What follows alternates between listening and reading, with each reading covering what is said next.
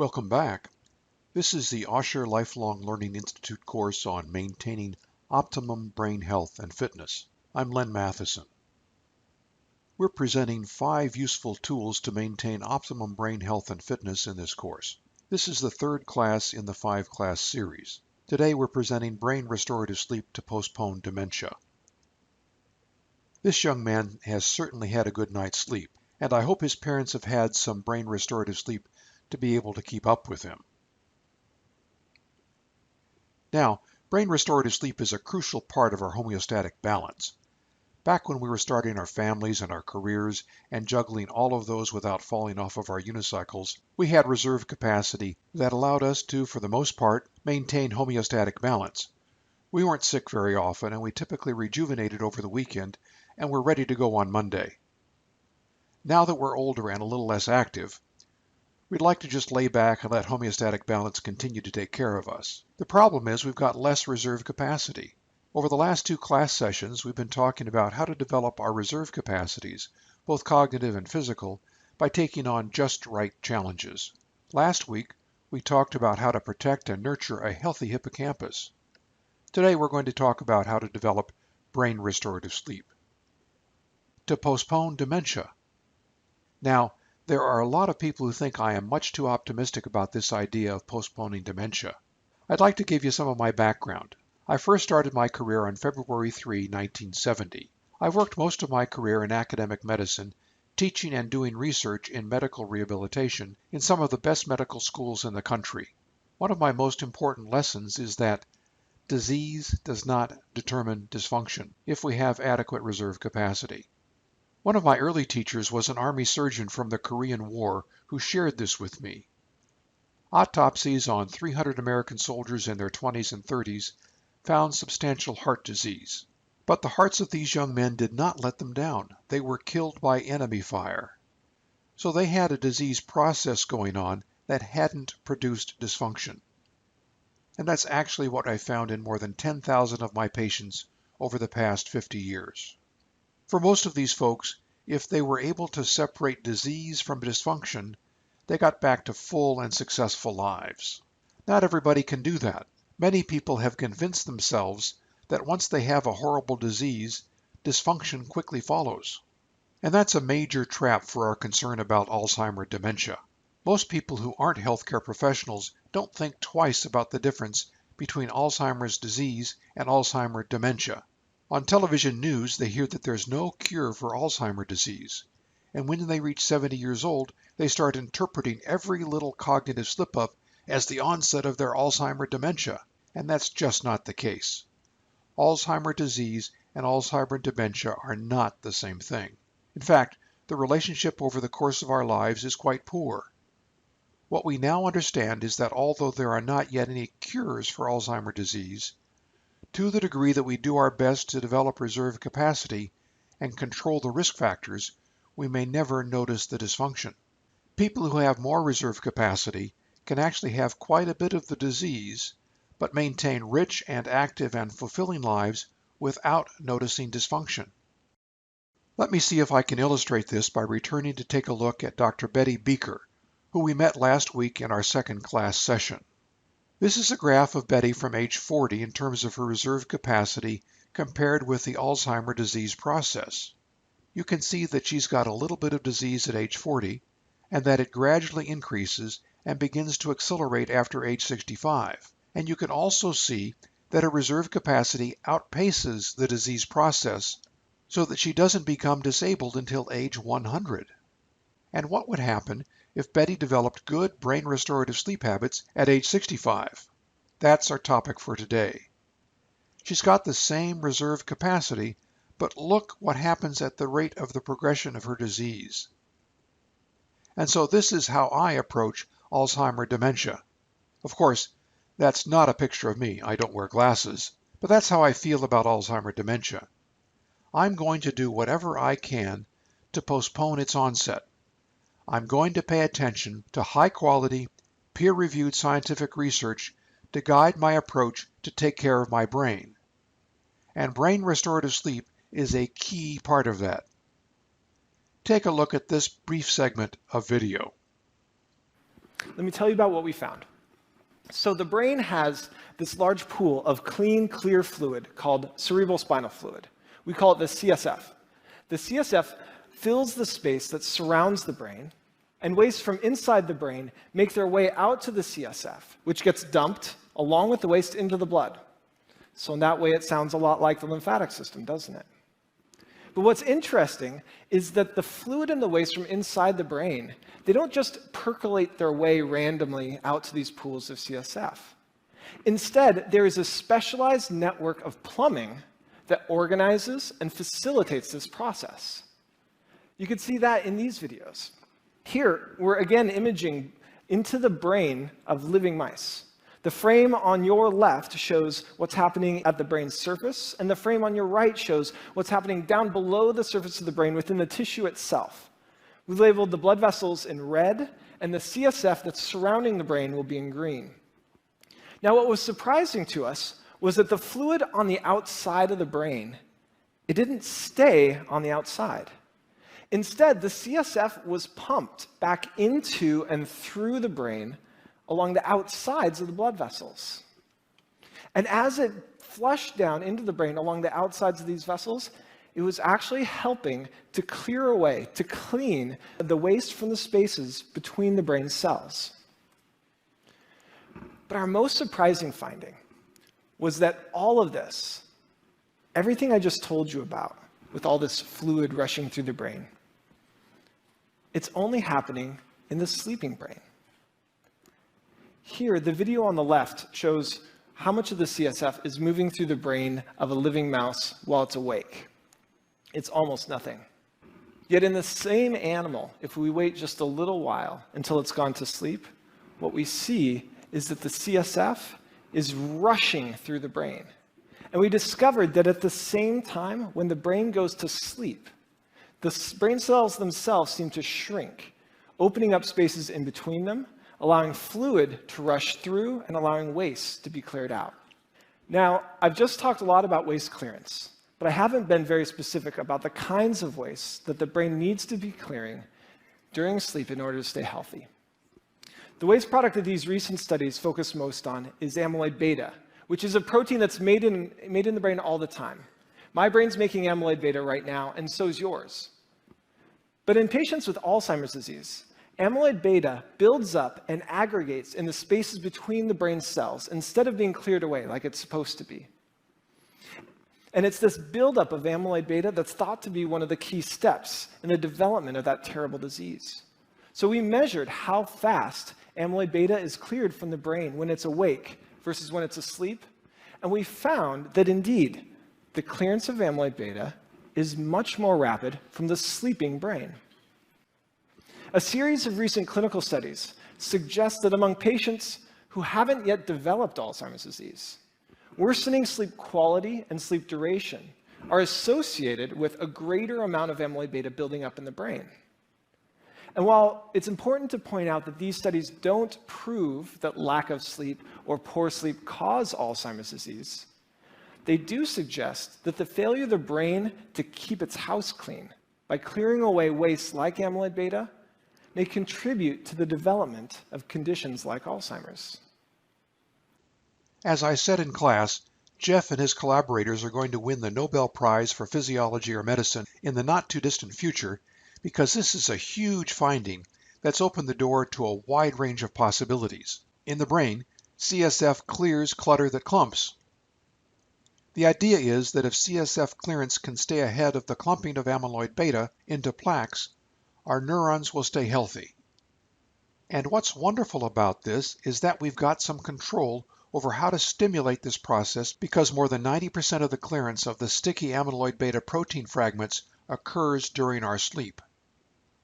Now take a look at this short video for another perspective. For example, ApoE4 is a gene variant that increases amyloid. But you can inherit a copy of ApoE4 from mom and dad and still never get Alzheimer's, which means that for most of us, our DNA alone does not determine whether we get Alzheimer's. So what does? We can't do anything about getting older or the genes we've inherited. So far, we haven't changed our brain's destiny. What about sleep? In slow-wave deep sleep, our glial cells rinse cerebrospinal fluid throughout our brains, clearing away metabolic waste that accumulated in our synapses while we were awake. Deep sleep is like a power cleanse for the brain. But what happens if you shortchange yourself on sleep? Many scientists believe that poor sleep hygiene might actually be a predictor of Alzheimer's. A single night of sleep deprivation leads to an increase in amyloid beta. And amyloid accumulation has been shown to disrupt sleep, which in turn causes more amyloid to accumulate. And so now we have this positive feedback loop that's going to accelerate the tipping of that scale. This next generation of scientists is giving us hope. I hope at this point that you are starting to feel some sense of hope. Hope to deflate depression and anxiety is a big part of our success, and I want to do whatever I can to help you with problems that might be getting in your way. That's one of the reasons I'm so excited about brain restorative sleep. It not only helps the brain maintain its health, it helps us with both depression and anxiety. Whether I have a patient with a concussion, or a stroke, or a major depressive disorder, or an anxiety disorder, they'll benefit from having healthy sleep. So let's get introduced to healthy sleep. This is a graph I'd like you to stop and look at more closely when you've got a chance. It's got a lot built into it. This describes 6 cycles of sleep over the 9 hours from when we put our heads on the pillow at 10 p.m. until we awaken at 7 a.m. 6 sleep cycles over 9 hours is the goal that I have for my clients with concussions and strokes. For the rest of us, 5 sleep cycles seems to be adequate. That would require between 7 and 8 hours of high-quality sleep because the average sleep cycle is about 90 minutes. One of the indicators that you're getting good brain restorative sleep is that you don't need to use an alarm clock to awaken. Because you have control over when you're going to sleep, you can anticipate when you're going to be in stage 1 sleep and ready to awaken. You do this by calculating 1.5 hours on into the future. If you put your head on the pillow at 11 p.m., 6 hours later is 5 a.m., which would be at the end of your 4th sleep cycle. The discipline that comes from awakening at the end of your cycle allows you to get away from using your alarm clock. We have 4 levels of sleep depending on the dominant brainwave cycles. Level 1 is when we are easily aroused, and level 2 is starting to fall into a deeper sleep. Level 3 is where we spend a lot of time each night. Level 4 is where we get into with the first few sleep cycles. Notice that the duration of the rapid eye movement sleep cycles, they're called REM cycles, increases over the course of the night. This is when we do most of our dreaming. It's at the end of each of those cycles that we are normally able to awaken to adjust our bedclothes, or use the bathroom, or change our position in bed, and then quickly fall back asleep. I like to consider the first couple of sleep cycles as exhausted sleep. And if we're having good restful sleep, I think of the remaining cycles as restorative sleep. Of course, all of it is restorative, but I like to differentiate between the first 2 cycles of exhausted sleep to help people appreciate that falling asleep quickly doesn't necessarily mean that you're getting brain restorative sleep. It's good that you can fall asleep quickly, but if you don't have high quality sleep over the course of the night, that's not brain restorative. So let's take a look at the Brain Restorative Sleep Guidelines, which is one of the handouts that I've provided to you this morning. I'd like you to identify one guideline that you can apply to yourself, that you can work on and improve over the next week. I want you to work on improving one new guideline each week so that you can gradually develop what I call good habit momentum with regard to your sleep habits. And I want to point out that you've got biology on your side. Your brain really does need to sleep. It wants to sleep. You can develop some new sleep habits that you can change gradually that will move you in the right direction. And what we're doing is developing tools to help maintain our homeostatic balance, even though it can get somewhat precarious as we get older. The first of these tools, and the most important one, is to become synchronized with the Earth and the Sun. Everything on the planet is in what we call circadian rhythm, in sync with the rising and setting sun. This goes in spades for human beings. Industrial development and electrification over the past few centuries have created problems that are taking us out of synchrony with the sun. These women are happy, and these men are happy because they are synchronizing themselves with the sun. And they look like they're having fun, too.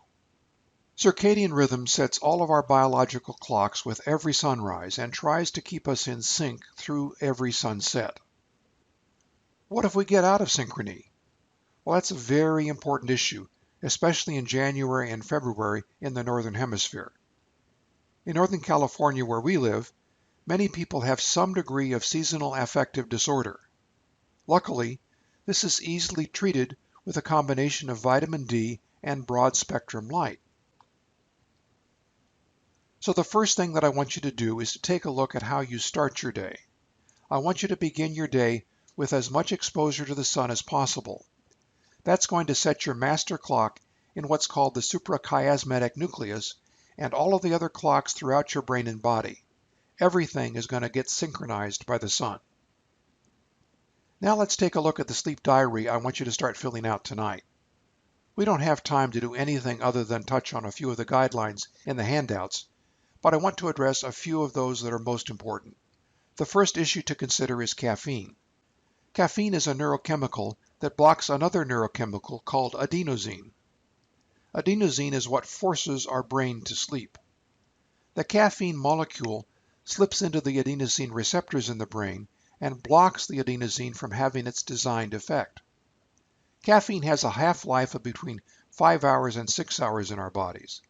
That means that 5.5 hours after your last cup of coffee, the effect of caffeine is about half of what it was when you drank that cup. The question for you is, when will the caffeine effect drop below the adenosine buildup and put your brain to sleep?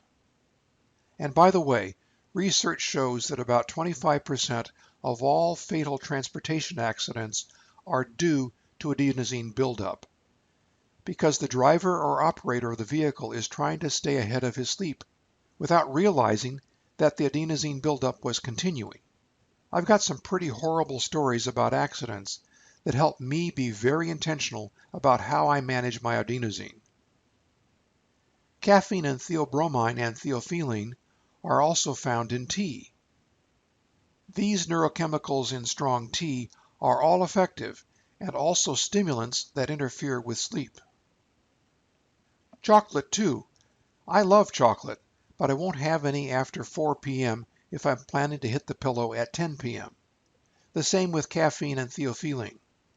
I dose myself with these chemicals to protect my sleep. And how about alcohol? Take a look at how your alcohol use is affecting the quality of your sleep.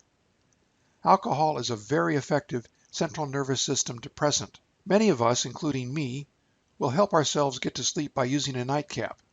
I used to use brandy or scotch. It's very effective to help us get to sleep, but a few hours later, when we're in the process of trying to develop restorative sleep, it makes us restless. Try not to use alcohol to put yourself to sleep. And then we've got the sleep medications. Older people need to be very careful about this. This is one of the most important reasons to talk to your doctor about a sleep disorder.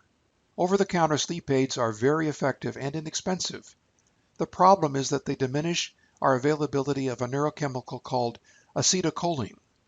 Acetylcholine is crucial for cognitive function and motor function. It does a lot of other things, but I want you to realize that you don't need anything else to limit your cognitive function, and you certainly don't want to do something that intentionally limits your motor function. We think that these medications are one of the reasons that many people our age are injured in falls. They are great at putting us to sleep, but they also put us at increased risk for falls. They also worsen cognitive function, cutting into our cognitive reserve capacity. If you need a sleep med, talk to your physician and start working on brain restorative sleep. One of the things that you'll notice on the sleep diary is a section on PMR and PPR.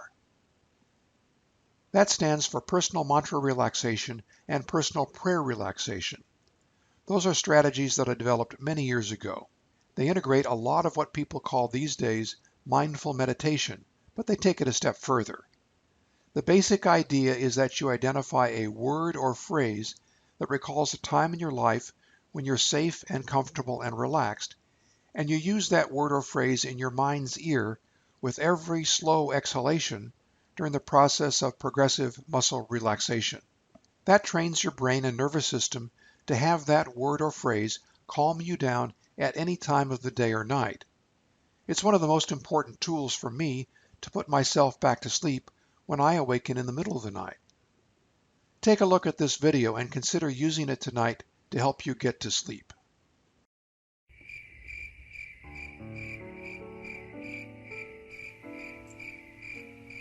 Personal Mantra Relaxation. Find a safe and comfortable physical space where you want to relax. My voice will lead you to relax and control your tensions. Allow my voice to lead you to relax and refresh your body and your mind. My voice will lead you through methods to train your brain to relax your body by using a word or a short phrase that we will call your personal mantra.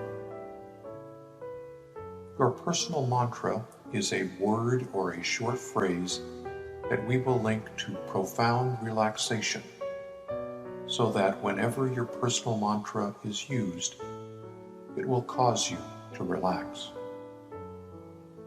These instructions may cause you to sleep.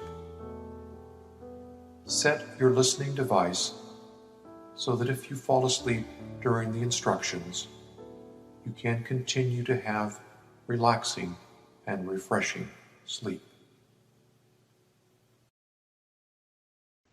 And the final thing we have time for now is to recognize that naturally occurring melatonin is very important to synchronize many of the clocks in your brain. You need to protect the melatonin buildup and not inadvertently dissipate it. Bright light, especially blue light, destroys melatonin. Melatonin is produced in the pineal gland of the brain and builds up right next door at the suprachiasmatic nucleus. Let's call that the SCN. The SCN sits at the junction of the optical nerves. So the light coming through your eyeballs and optic nerves back to your brain goes right to the SCN and intentionally destroys the melatonin so that you can get up and get ready for your day. But you don't want it to do this at 11:30 p.m. The melatonin has been building up since late in the afternoon, and it's a terrific resource for you to protect. So that's one of the reasons that we ask you to rate yourself from 1 to 10 on the job that you've done protecting your melatonin buildup. If you've not done a good job with that, it's one of the things that you can improve. And one of the simple ways to improve that is to use glasses like this if you're working at your computer at night, or in a bright kitchen, or another bright room, or sitting close to your TV. And so to wrap up for today, here are the 3 references that you can use as resources. Jeff Illif and his TED Talk back in 2014. It's a great talk that you'll learn a lot from. Second, Lisa Genova, the author of Still Alice, gave a great TED Talk in 2017 that you'll enjoy watching. Both Jeff and Lisa are wonderful examples of the next generation of neuroscientists who are leading the way in addressing serious neurological problems with age. I pay attention to both of them, and you should too. And finally, you can go to the Epic Rehab YouTube channel for videos on both personal mantra relaxation and personal prayer relaxation. The mantra is for people who don't have a faith background or spiritual orientation. The prayer version is for people with a faith background. They parallel each other and are both helpful. So until next week, where we will talk about exercise and nutrition to maintain brain-body homeostasis, I wish you pleasant dreams and brain restorative sleep. Sleep well. And if you have additional questions you'd like me to answer, contact me at this email address. If you have questions about OLLI Chico, contact Ann. Take care now.